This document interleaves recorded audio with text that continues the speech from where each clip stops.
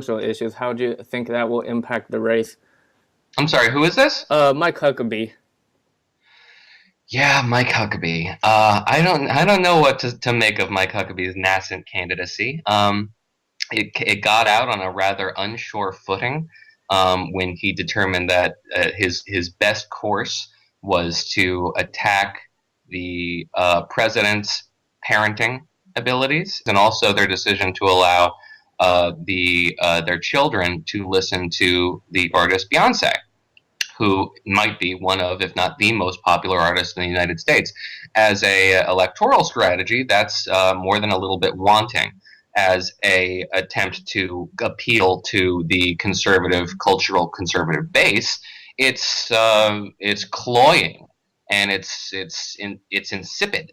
It doesn't make a whole lot of sense. It really is appealing to a septuagenarian base of contrarians who don't understand how to get elected in the United States and are merely frustrated with the march of time. It is extraordinarily self-serving, myopic, foolish, and it really is indicative of what the Mike Huckabee campaign would look like, which is really just, again, appeals, baseless, silly, pandering appeals to the conservative base. So I don't have a whole lot of faith in the Mike Huckabee campaign to do to be the force that it was in 2007.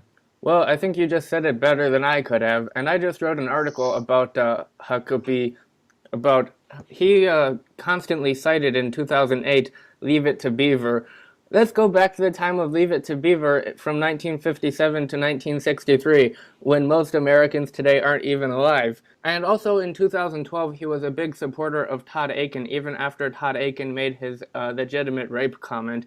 Do you think that kind of thing will come back to haunt him as well? Yeah, it will.